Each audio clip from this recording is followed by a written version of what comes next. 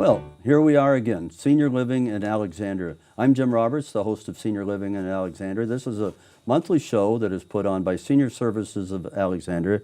You might think the audience is only seniors, but no. The audience that we want to serve is seniors, but also their family, friends, caregivers, those who want to be knowledgeable about senior programs. We've had a number of programs. Our goal is to provide information for people that's useful in the community. I've got a special privilege tonight to introduce my friend and colleague, John Porter. John is the CEO and president, the executive director of ACT for Alexandria. There's got to be somebody out there that wants to learn what ACT for Alexandria does. How did it get started? How did you get involved? And what's the range of programs? And what are your ambitions? ACT for Alexandria is a community foundation. Community foundations are 100 years old in this country. ACT's relatively new on the scene. We've been around now going into our 12th year. We were founded as a result of the unfortunate death of Norma Sterling. Mm-hmm. She was on the plane that hit the Pentagon on September the 11th, and her husband, Gene, and their children, Kristen and Lynn, were very interested in doing something to help in the community. They were a very philanthropic family before Norma's death, and then came into some money as a result of her death, both insurance and the Victims' Compensation Fund. And not wanting to use that money for personal things, they decided that might we be able to take this money and do something good in the community. Yeah, community foundations generally, historically, have been ways for philanthropic families to get involved and more strategically address their philanthropy, specifically in certain communities. We began with a few funds and now have somewhere in the neighborhood of 65 overall total funds. Different family groups or different organizations family groups, different organizations. Invest under your overall umbrella. They can, and corporations, we can be the vehicle for corporate giving or the strategic distribution of corporate grants. Generally, the funds that they have deposited, if you will, and or any gains that have come about because of investments are all theirs to distribute. Okay. We, of course, being in Alexandria, our mission is to increase the level and effectiveness of giving and engagement in Alexandria, and so we try to provide information, we try to provide support for the nonprofit community in Alexandria. And generally, about 67 to 70% of the grants that come from donor advised funds stay in the community. Okay. But if you have a donor advised fund with ACT or with any community foundation in this country, you can give to any 501c3 charity or any school, church, even help to offset some cost of government agencies. How's the organization evolved then in terms of, as I understand it, there's a breadth of need that you've been responsive to in the community, and as time has gone on, you've begun to evolve additional facets or dimensions to your program. Yep. Well, in addition to the donor advised funds, our community foundation, and many nowadays, provide grants of their own, money that they have either raised or that has been given to them. And we have generally approached our grant giving as being one of helping to develop the capacity of nonprofits to do what they do better. Mm-hmm. As we say, we're not a food distributor. We are not the experts in dealing with homelessness issues. But what we might be able to do and what we hopefully can do through our grants is to help those organizations do their job better. Okay. Therefore, each year on an annual cycle, we provide grants to nonprofits or offer the opportunity for them to apply for grants. We do not have unlimited funds to give out in any grant year, and we will determine which grants we feel we can fund. And generally, they are for things like developing a strategic plan, bringing in a consultant to address a specific issue, board governance, how to raise more money, how to feed people who are hungry better, things of this sort. So the idea is similar to feed someone a fish they eat for a day, teach them how to fish they eat for a lifetime. Okay, we're coming up on a break, so hold that thought. When we come back, I want to learn more about your special program you're putting together on November 18th, and also find out a little bit about what the impact of ACT for Alexandria has been. So Hold on and we'll be right back.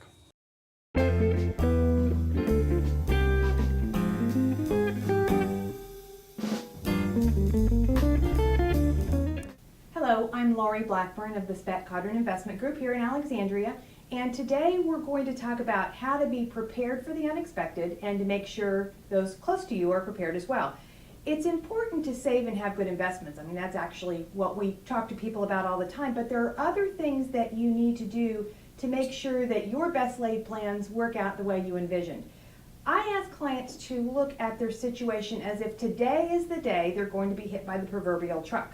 How prepared are you to have someone step in and take care of your financial affairs if you're incapacitated and can't take care of them yourself?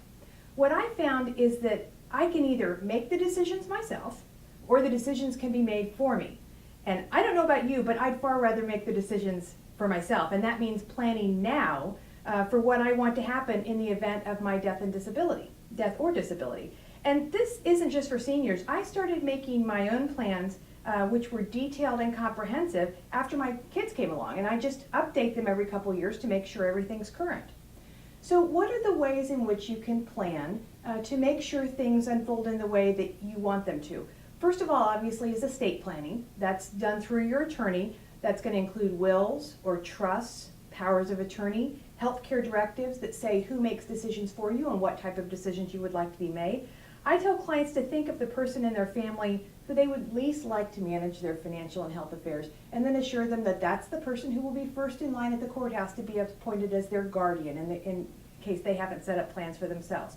So do see an attorney and make sure you do whatever planning is necessary to ensure that your wishes are carried out in the event of your death or if you become incapacitated. As part of that planning, also make sure that you review your beneficiary designations every couple of years. You may have expressed what you wanted to have happen, but you need to eyeball those documents to make sure that whatever financial institution took your instructions carried them out in the way that you requested. The unintentional consequences of outdated beneficiary designations are no fun for anybody. Secondly, it's a good idea to simplify and consolidate accounts. Aside from planning for incapacity, the older we get, the more difficult for us it is to keep track of as many things as we used to. So if there are 4 bank accounts and 3 IRAs and 5 dividend reinvest plans and 2 investment accounts, that's just too many moving parts. So consolidate into as few accounts as possible so it's easier for you to manage and easier for someone else to manage on your behalf if that becomes necessary. Third, make sure you've completed some kind of profile or information inventory so that your important information is recorded in a way that's secure but easy for the authorized person to access. So make sure someone knows where this profile is kept. You may have told a child or a trusted friend this information 20 times, where the will is, where the trust is, and who your lawyer is.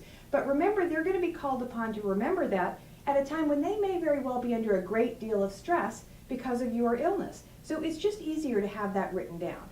This is an inventory that we did with a senior services and ACT presentation last year. That is an example of what information you might want to be able to provide.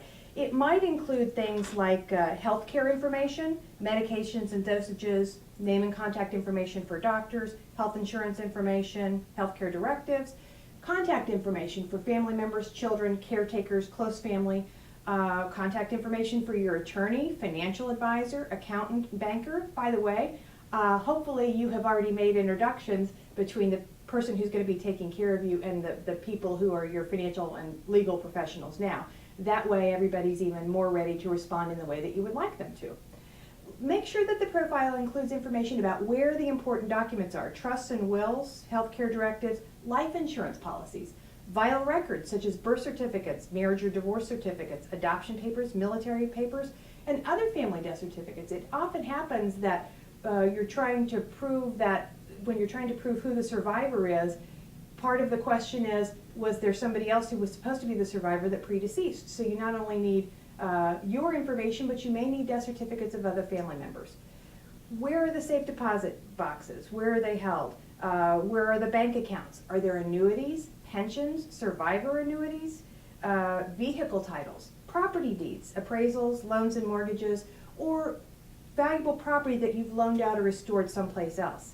How about information about your pets? Who would you like to take care of them, or in what way do they need to be taken care of? Or what charities do you support? Or information about your ATM card or credit card accounts. And one that's becoming increasingly important and often gets forgotten is passwords and logon information for online accounts. So many of us do so much of our financial life online anymore, and even if it's not your financial or credit card or other types of accounts, your social networking accounts. You want someone to be able to access your Facebook account or other social networking in the event of your incapacity. So these are all things that just providing that information all in one place can make things much easier for whoever you're entrusting your care to. I like the security of knowing that if I plan in advance, I'm taken care of in the way I want to be taken care of. And so is my family. That's a good feeling.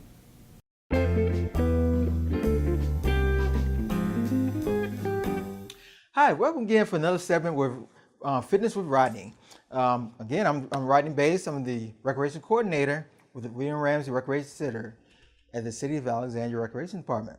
Okay, today we're going to work on your biceps, your shoulders, your chest, just like you're doing bench presses. Okay, now this time we're going to use a chair again.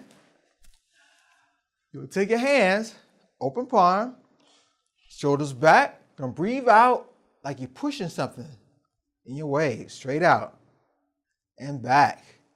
Elbows pushing straight out. Breathe out as you're pushing out and back. Great. Push straight out and back. As you're pushing, feel a little tension right in your chest and back. Good. Now, it don't seem like you're doing it a lot, but you're using your own body weight. Okay? Your arms weigh a lot, if you're just holding it out and holding it and pausing and back, okay? Next, you want to push out to a triangle and bring it back. Again, you want to do at least 6 and build yourself up to doing 12 reps, okay? 3 sets each. And back, in, and back. Great. Next, you're going to go straight up. Touch your hand together and bring it back. Go straight up and back. Breathe out as you're pushing it up and back. Good. That's working your top part of your shoulders. Okay. Back up again. Back. 2 more. Up and back. Great. Next, you work your inner part of your chest. Hands up, ball of fist. You'll squeeze, twist your fist towards you, and pull it back. Squeeze in, tighten your chest, and back. This is called like butterflies. When you're in the weight room, actually while you're doing this, you're going to feel like you don't need weights. I feel this. Great. Back. 1 more. In. And back. Great. Now, you can do some of these exercises while if you don't have dumbbells, you go into your cabinet. Everybody have cans of peas or any kind of can, food can. Okay? Now, next we're going to use working on our biceps. Hands, both hands beside you. Bring it in. Pause for a second. And back. In and down, breathe in and back, in, down. Great. Now, same thing, going straight up and touch the cans together and bring it back. Good. Bring it up, touch them, bring it down. Great. Up. You got it. And back. Up. And back. I see the guys really like this. Up. And back. Great. Now, this time you're going to keep hands like this. Turn your hands slightly at an angle like this. You're going to bring them in and back. Great. In and back. In, back, in, back. 2 more. In, go back. Last one. In and back. Great. Now you should feel that. Still in your shoulders and mid part of your chest.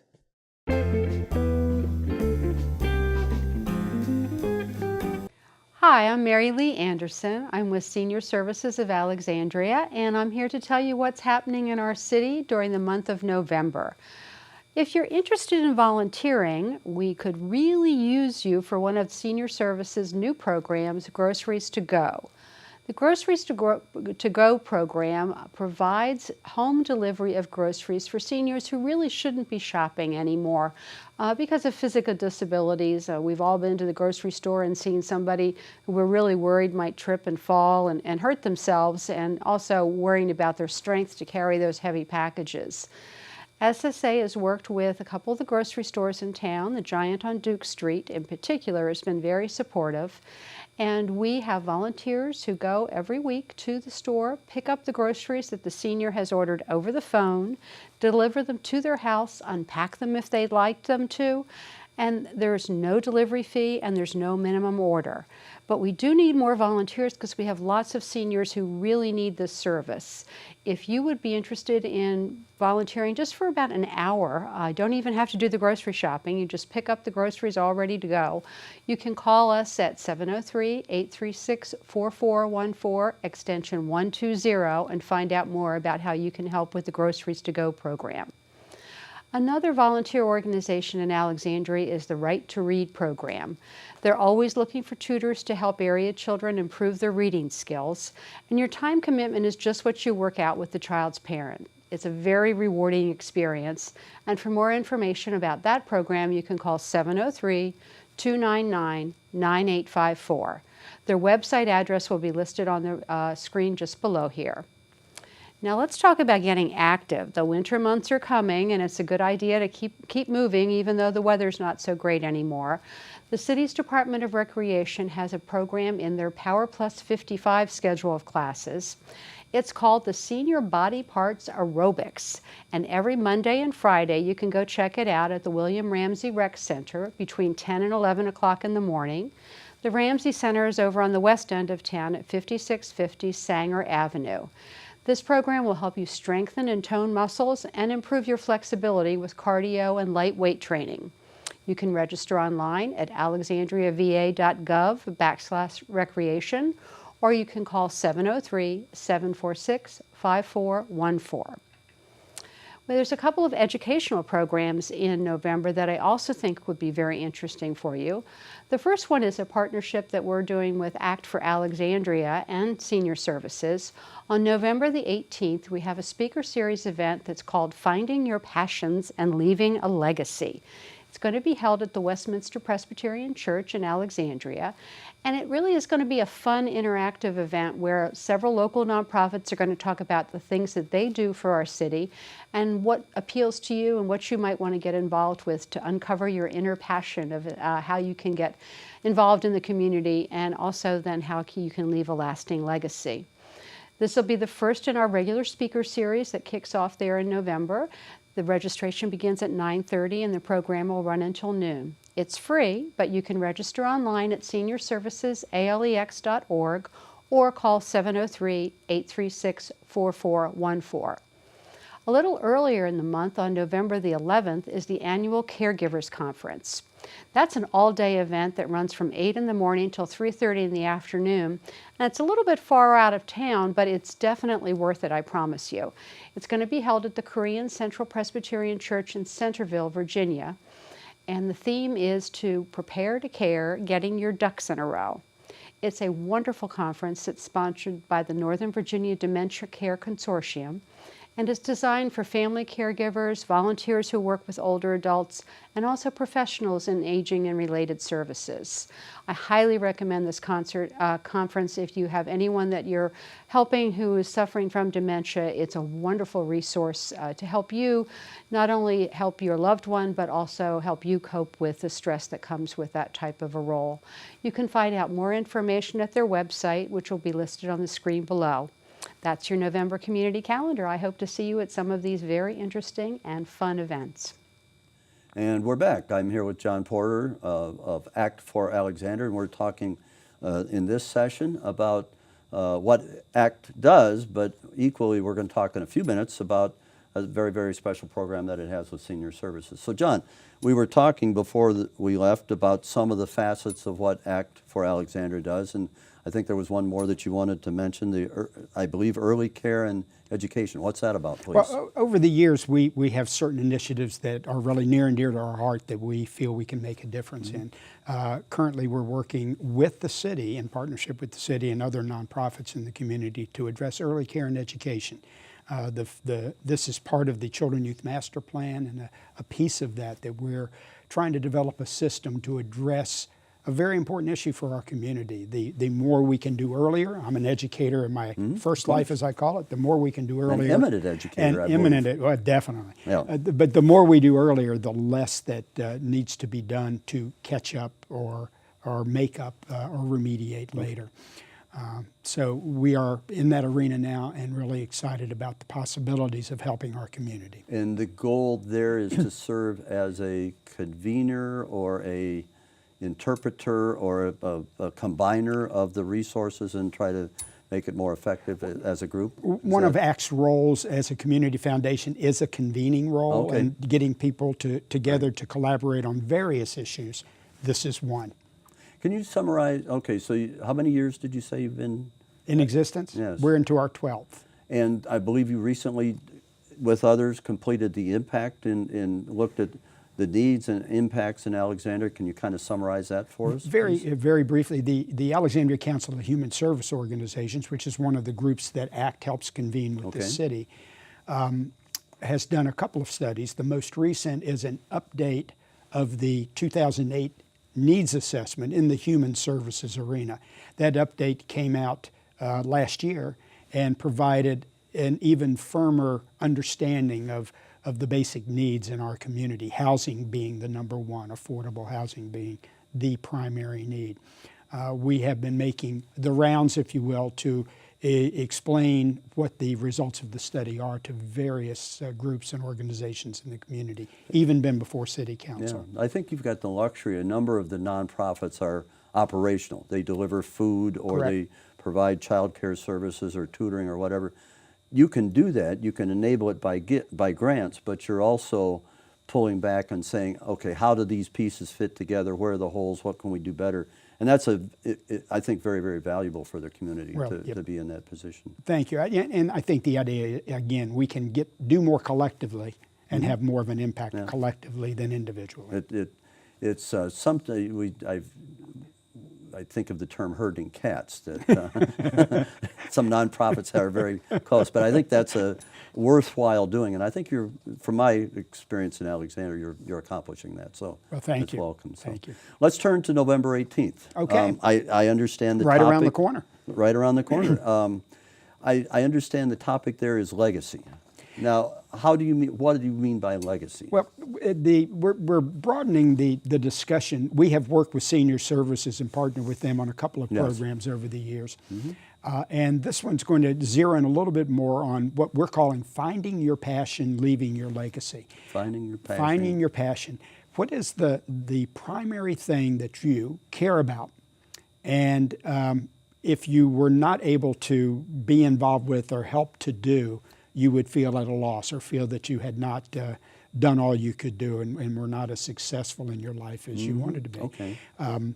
Many people leave both funds and support to organizations upon their death.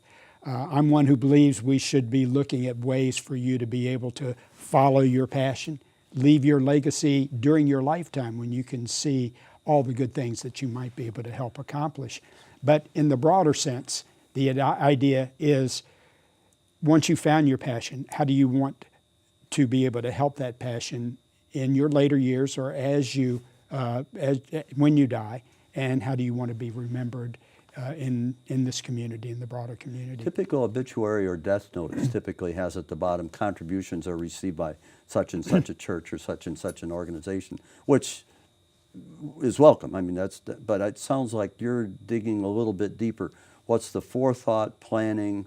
When you say passion, that means that that person has to identify what's their passion. Right. Is it random? Is it something they've been involved in? Is it family, friends, et cetera? And so you're bringing, I think, that forethought, and then what do you do about that forethought in terms of your personal legacy? And it's as with anything else. As we age, we need to be making plans for our family members and for friends and/or those with whom we work.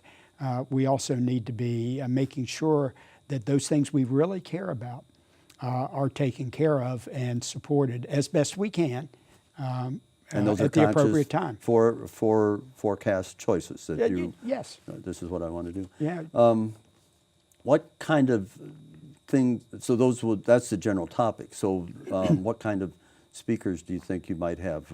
Lawyers, because from a legal standpoint, we've had programs before on Right. estates and taxes and so forth, and that I guess is part of legacy. But I think you've got a much much understanding of it. Yeah, this is not just about how to create. We all should be creating wills or have our Right. wills and updating your wills and your will and things of that sort. This is more getting a little bit more into the philanthropic realm, the what do you really care about realm. Our keynote speaker is going to be David Speck. Oh. David is a financial planner, but Yes. David is also very involved and has been very immersed in various aspects of this community during his In lifetime. a variety of ways. Yes, Right. he's a young man, went to Hammond High School, Mm-hmm. graduated a long time ago. I kid him, he was a He couple of years himself would before be me. interesting on that topic. He will do a tremendous job. yeah. And then we're going to have various nonprofit organizations related to 4 or 5 key areas that are there for individuals that are in attendance to speak with about what they do and how they might get more involved, where they can make a difference, where they can have an impact. Well, we're almost out of time, and I do appreciate that. I've underlined the fact that it sounds like a very interesting program, and there's a long history of collaboration between Senior Services and Act for Alexandria, which is part of your mission, and they're serving the senior population, so that's welcome. So I'm sure they will put information on this session on the screen, and urge many of you to sign up early and bring your family and friends. And we're going to close. I want to thank John for being here once again with us. And it's November, and I want to end off by saying we wish you all a happy Thanksgiving. Many blessings are upon us, and we can be grateful for what we've got. And it's a time to contemplate being grateful and thank you. And thank you for being here with us. Thank you, Jim. very Always much. a pleasure. Yeah.